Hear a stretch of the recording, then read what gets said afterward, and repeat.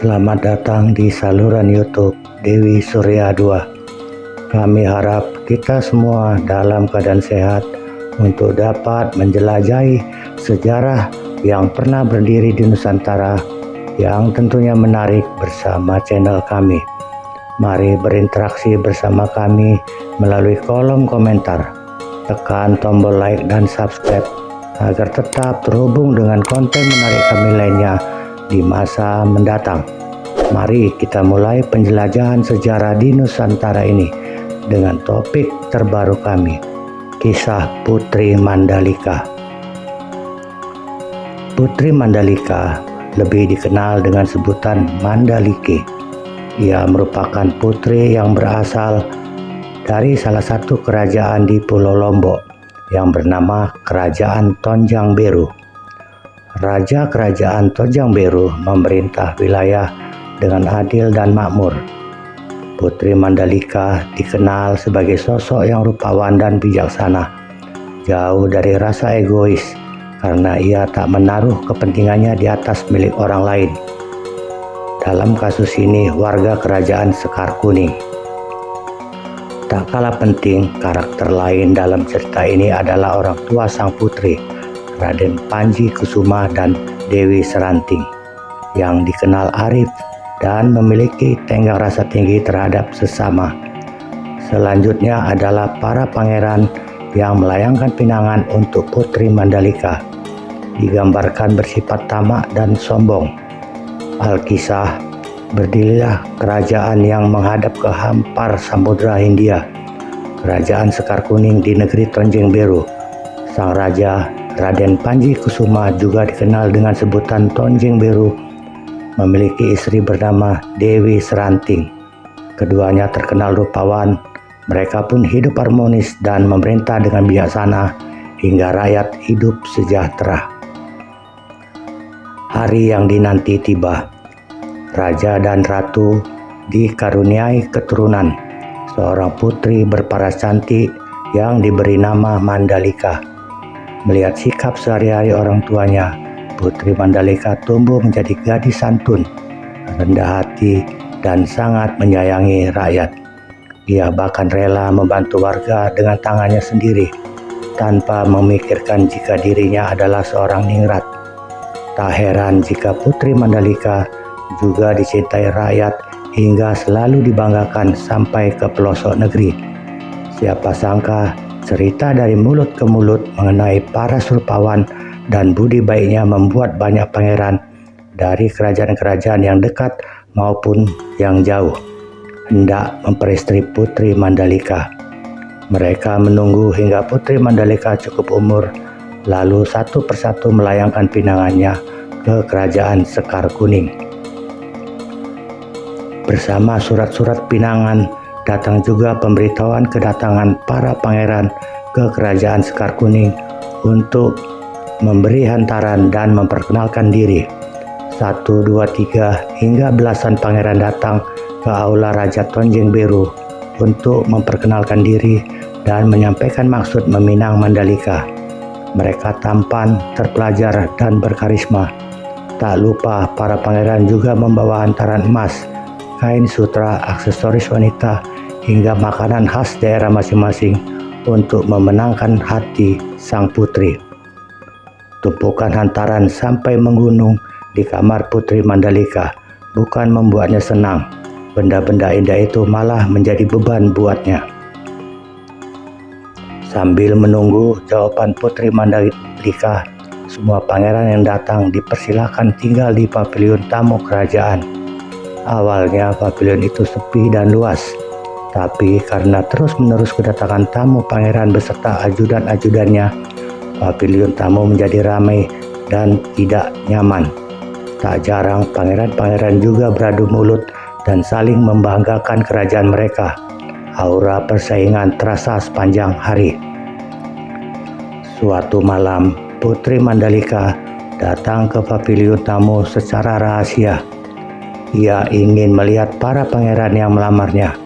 Namun tak disangka, saat kedatangannya itu, yang terlihat bukan karisma para pangeran yang menemui ayahnya di aula, melainkan sikap sombong dan kekanak-kanakan para pangeran yang sedang memuji diri sendiri dan merendahkan kerajaan lain. Apalagi jika sampai tak terpilih, mereka hendak menyerang kerajaan yang berhasil meminang Putri Mandalika. Ada juga yang akan mengajukan perang pada kerajaan Sekar Kuning jika sampai cintanya ditolak. Kecewa dengan apa yang disaksikannya, Putri Mandalika kembali ke kediamannya sambil menitikkan air mata. Kini Putri Mandalika bukan hanya bingung, ia pun takut salah mengambil keputusan. Ternyata lamaran-lamaran itu bukan hanya tentang dirinya, tetapi juga tentang peperangan antar suku. Akhirnya Putri Mandalika memutuskan berkonsultasi kepada ayah dan ibunya yang bijaksana. Tak bisa dipungkiri, Raja dan Ratu pun merasa kebingungan serupa. Keduanya menyarankan Putri Mandalika untuk meminta petunjuk pada Sang Maha Pencipta.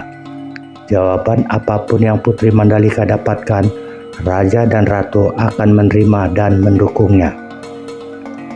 Bertolaklah Putri Mandalika untuk bersemedi di tebing pantai seger untuk mendapatkan jawaban yang dicarinya.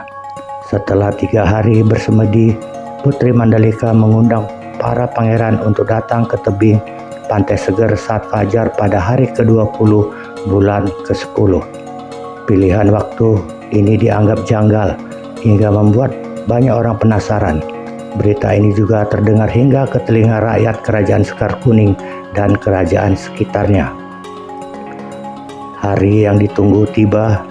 Kawasan Pantai Seger kini dipadati penduduk yang ikut penasaran akan jawaban Putri Mandalika. Sang putri tiba diiringi kedua orang tua dan pengawalnya. Sambil berjalan kaki, ia terlihat mempesona.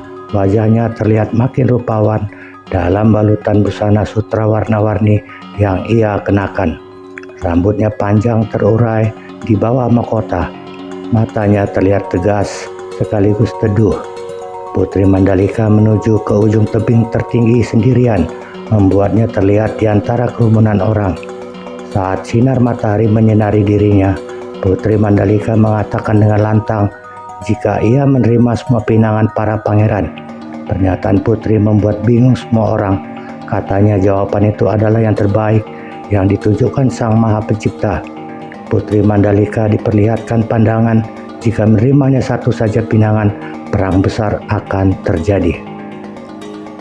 Putri Mandalika melanjutkan, katanya semua pangeran baik untuknya, tetapi para pangeran harus menjadi pemimpin yang lebih baik untuk rakyat karena yang ia inginkan hanyalah kesejahteraan rakyat. Sebaliknya, perang hanya membawa kesengsaraan bagi rakyat. Ia pun mengucap terima kasih atas pinangan dan kasih sayang semua orang padanya. Kemudian Putri Mandalika membalik badan menghadap ke samudra, lalu melompat ke lautan saat disambut ombak besar yang menelan tubuhnya. Melihat putri kesayangan jatuh ke laut, Raja segera menceburkan diri ke air untuk mencari anaknya, diikuti oleh para pangeran dan seluruh rakyat yang berkumpul di Pantai Seger. Namun, dari ratusan orang yang mencari, tak ada satupun yang menemukan tubuh Putri Mandalika. Yang terlihat di dalam air malah ribuan biota laut serupa pita yang menjuntai berwarna-warni. Warnanya sama dengan kain sutra yang dikenakan Putri Mandalika, hingga banyak orang yang terkecoh dan menangkapnya. Raja dan Ratu akhirnya menyadari jika cacing-cacing berwarna indah itu adalah jelmaan putrinya yang telah berkorban demi rakyat. Akhirnya Raja dan Ratu memerintahkan rakyat untuk mengumpulkan cacing-cacing itu dan membawanya pulang. Sebagian menaruhnya di sawah dan membuat tanaman mereka subur. Sebagian lainnya membuat masakan dari cacing-cacing mereka sebut nyale, sehingga kebutuhan pangan mereka selalu tercukupi dan sejahtera seperti keinginan Putri Mandalika. Sedangkan para pangeran pulang tanpa membawa permaisuri, namun mereka menjadi pemimpin menghargai dan menghormati rakyatnya, bahkan bersedia berkorban bagi mereka yang dilakukan Putri Mandalika.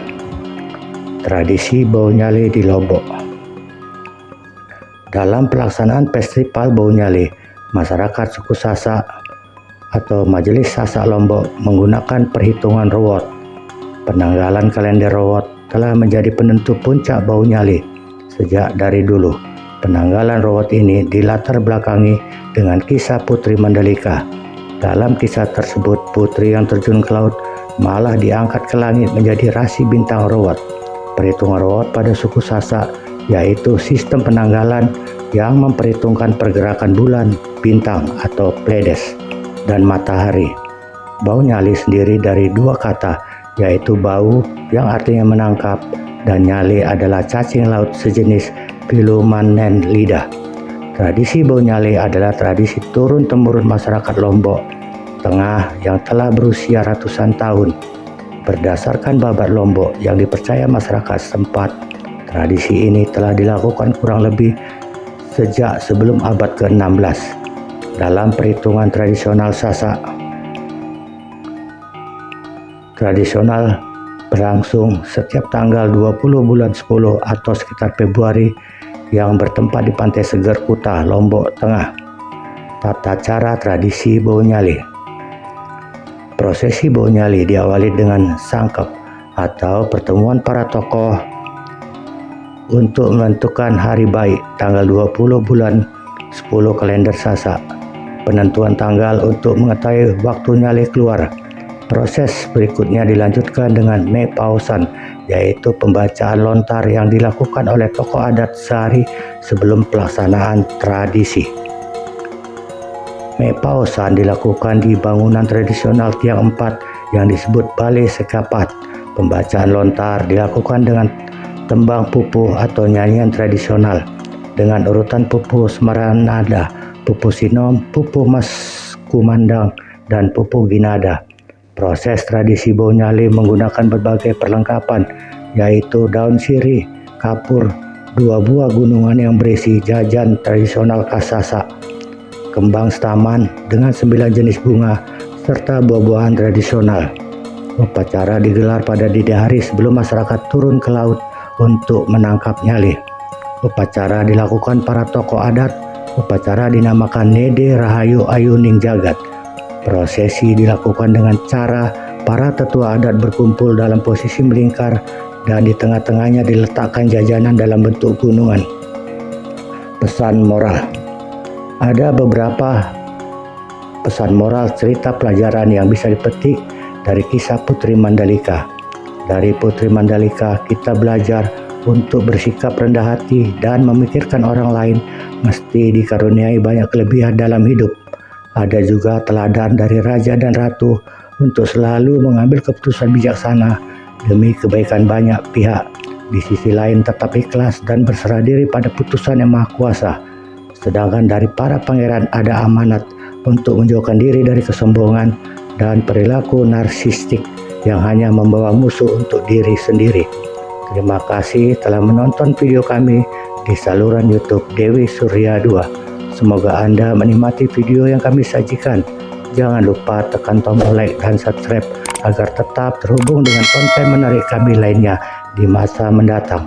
Sampai jumpa di penjelajahan sejarah lainnya. Salam sejarah dari Dewi Surya 2.